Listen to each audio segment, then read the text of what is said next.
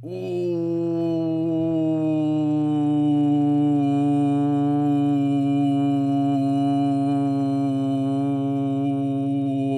hey, guys. Silly Tuck here. You like that one? You like how long that was? Yeah, I thought it was pretty nice. I held it 10 seconds, I believe, so that's pretty nice. If you hear any noises in the background, it's because I've got, what's the animal count in here? I got 2 cats in here right now with me, and I got a dog. So if they're tuffing and puffing or clanging and banging or whatever, you know what's going on.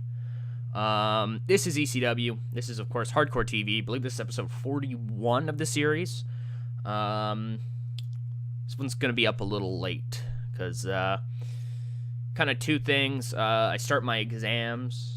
I just got done my first one, actually. Assuming this goes up today, which is Thursday the 25th. So if it goes up tomorrow, don't blame me or whatever. It should be up today, though. Should be up today. But yeah, I've just finished my first one, so kind of videos are going to be kind of weird. I will definitely be getting something up Saturday, though. I'll definitely put up Raw's War, Episode 2. There's shit going on in the background, too. I just have my Xbox on, because, I don't know, man. We're casual now. We're casual. But yeah, I thank you all for, understanding, of course. Assuming you understand. That, shit might be a little inconsistent for basically, like, the next, I don't know what I'd say, like, 5, 6 days or so, just until I get through exams. My cat has decided, I think, she's gonna come this way, so if you hear, like, her just fucking drop or something, that's what's going on. I think it's enough of an introduction. We're, of course, in Hammerstein. Where else would we be? I hope to crack 50 pops soon. You know what I mean? Just because, I don't know, it's a nice number to hit, and I think it kind of starts to, we can look at moving other places next year if we hit 50, which we almost certainly will within the year. It's just getting there. You know what I mean? I'd like to get there maybe this episode. Cross your fingers. But yeah, without any further ado, let's get into the show. We're going to open things up with the Dudley Boys. And so Bubba and Devon come down to the ring, and they're talking about how tonight it's match 3, the Hardy Brothers and the Stormtroopers. The Hardy Brothers win, they sweep, brother. They're going to face the Dudleys in the future for the tag team titles, and they're excited to face them, but if Storm and Candido win, it will move to a 4th match. And that's our main event tonight. This is also the go-home show for House Party, I believe, correct? House Party? Yeah, House Party, I believe, because, yeah, pay-per-view, House Party. That's how you know, because, like, you see how that's pay-per-view, and then the next one is currently dormant. That's how I know what's next. So, yeah, it's House Party. Dudley's on the show, whatever, kind of just put over the main. We're going to move forward into a match. It's a 62C. Taz is a fucking animal. He beats Danny Doering, who I think is his cousin, or Chetty's his cousin. I think Chris Chetty's his cousin. He beats Danny Doering in about 4:37 by pinfall with a T-bone suplex. Taz just fucking rips him apart, tosses him around, you know what I mean? Shows off that he's a badass. Great performance here from Taz, the 74. Really good stuff overall. Very, very happy. Taz actually improved, which is kind of weird. Danny Doering's teaching that youngster Taz a thing or two about pro wrestling. But Taz picks up some momentum going into his television title defense against Little Guido at the television special next week. And Taz is going to cut a promo on Guido, say, Guido, you've been calling me out week after week after week, but what happens when we finally come face to face? I toss you around like you're nothing because you're exactly that, nothing. I'm going to beat you. I'm going to tear you apart. You're not going to survive. I won't let you. And I will still be World Television Champion come 2 weeks. I guess 2 weeks? Yeah, 2 weeks because, you gotta do the event, and then it would be another show. Good promo, though, from Taz. Good promo. Moving forward, we've got a backstage segment. 79B, wow, this is really good.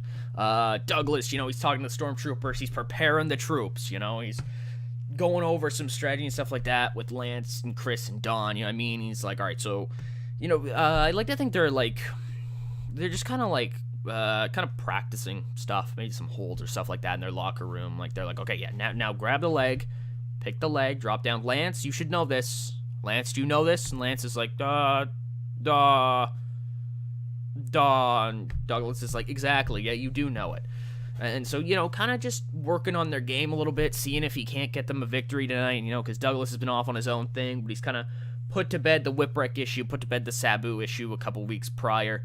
I guess Sabu put the Douglas issue to bed, and then fucking Shark Boy injured Sabu, because fuck you, Shark Boy. But yeah, now that Douglas is he's got some free time, he's helping out, he's coaching his boys for the main event later tonight. An important main event. We've got a match. It's a tag team match. It's 45D as Mikey Whipwreck defeats Mikey Whipwreck and Spike Dudley defeat Doug Furnace and Phil LaFont, the Can-Am Connection. The Can-Am Express, not Connection. I don't know. Who the fuck is the Can-Am Connection? I feel like that's a team. I think that's a team from, the 80s. Can't think of it, though. Oh, wait, was the Can-Am Connection? No, never mind. Basically, Whipwreck beats Phil LaFont by pinfall with a whippersnapper. I was kind of just testing out to see if Whipwreck and Spike worked well together as a team. They don't really, so I don't think I'll put them together. I like having those two single guys kind of on their own. But, there's some respect between the two of them.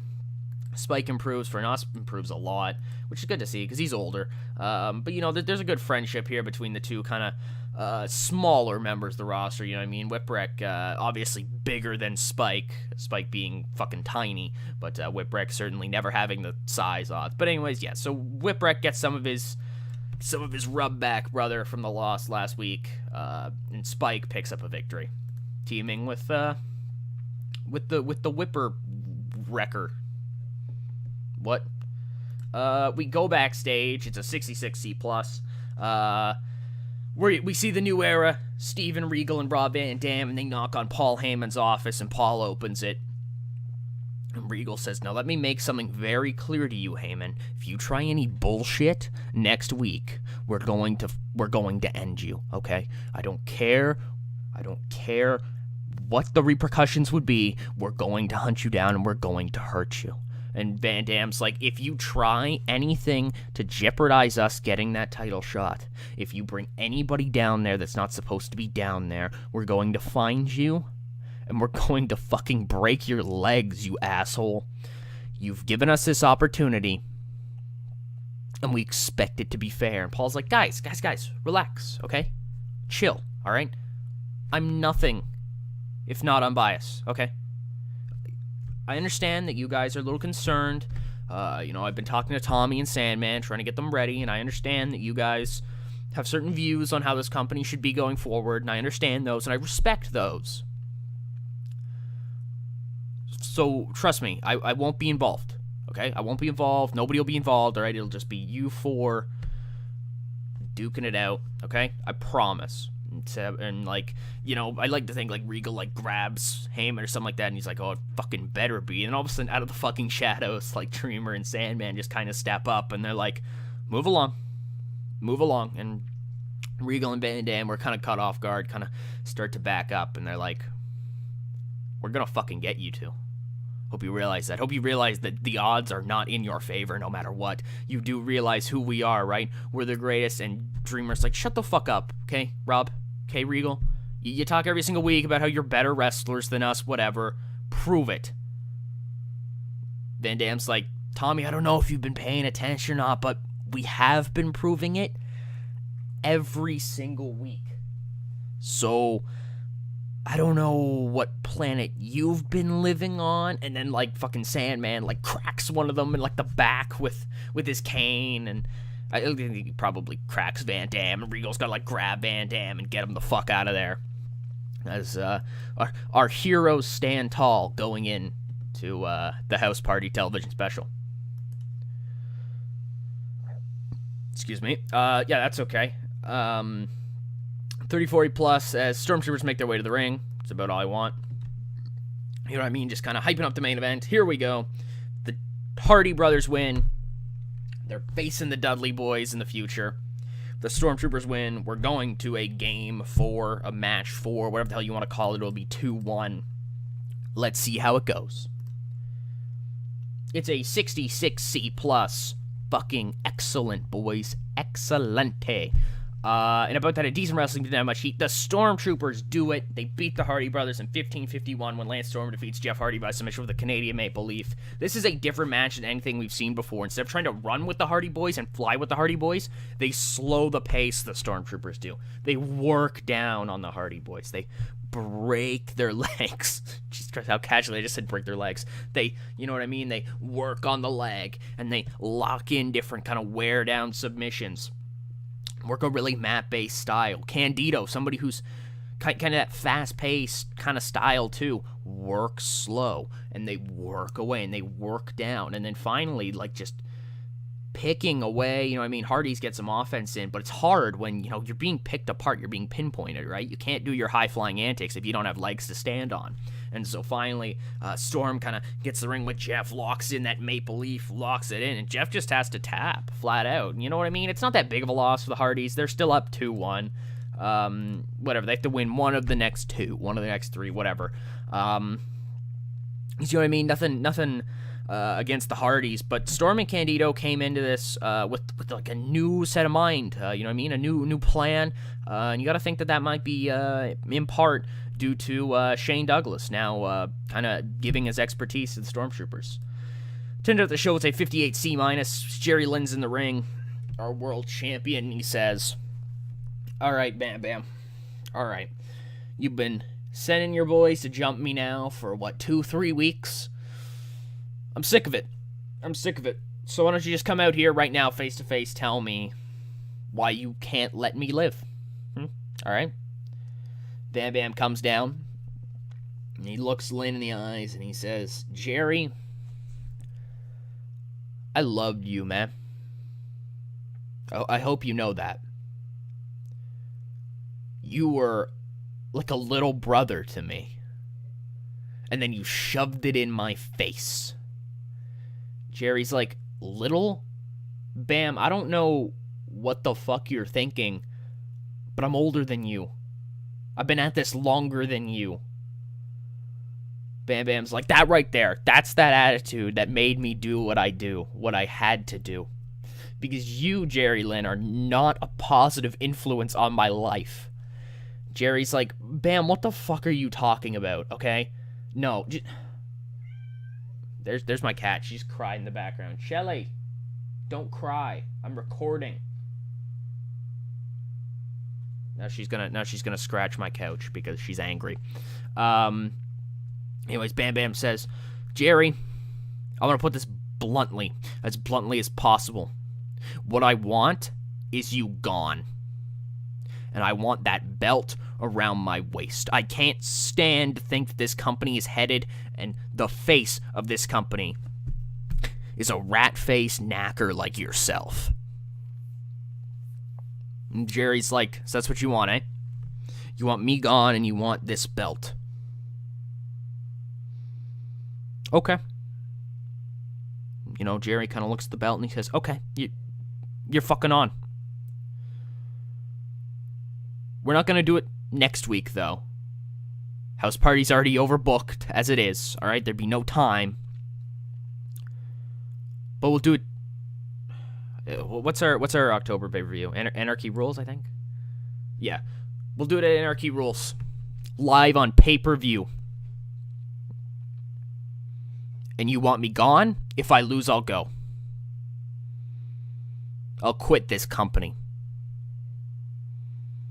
As long as you fuck off if I win." Bam Bam looks at him and he says, "Deal. But I won't be the one fucking off." And there's Hardcore TV. We get a 68C+, very, very, very good. There's John Nord, who I don't know if he was the Berserker or if his nickname just was the Berserker. Kind of trying to debate if I just let my cat out or not, just on video. I mean, like I could. Here, hold on. You know what? Yeah, I'm gonna let her out. Hold on. Give me a sec. Come on, Shelly. Let you go. Scoot. Alright. Anyways. Only the most professional content here at Silly Tuck Industries Inc. We got some opinions. Jeff Hardy's a future star. Matt Hardy doesn't connect with the fans. How fucking true that is. Phil LaFon's like, book me better. And I'm like, fuck off, Phil. You're just here to job, you asshole. What the fuck is up with these morale issues? Being left off Heatwave. Don't I have left off show? Oh, why the fuck do I have that? That should be off. I don't like to have that. Phil's angry at his fucking booking, whatever, I don't care. Tracy's fucking pissed off being left off the show. Fuck off, Tracy. What's our backstage looking like? Because as long as it's okay still, I won't. Yeah, I'm not even gonna fucking bother. Yeah, they don't even fucking affect the backstage. It's fine. But yeah, no. We're gonna make good money again, I think, this month. We're gonna make okay money, actually. I don't think that's as much as last month. Which is interesting. Why is that? I think our workers' cost is way up. Or not way up, but like up more than it was at this time last month. But yeah, overall, things are looking good. Looking around quickly, seeing if I can see anything. Not really. I'm going to quickly change Hardcore TV over to House Party because, I don't know, I like to do it on here so that way I don't forget. Edit details, ECW House Party. Oh, that shouldn't be all caps. And I don't think I actually have the picture. I'm gonna have to go grab it, right? Yeah, I'm gonna have to go grab it. That's okay, though. But as always, I want to thank you guys so much for watching. I hope you guys enjoyed. If you want to see what happens in between this show and House Party, you can go to my Twitter. You can follow it. I do tons of fucking stupid shit on there. Yeah. Thank you all again so much for watching. Hope you guys enjoyed. This is Silly Tuck signing out.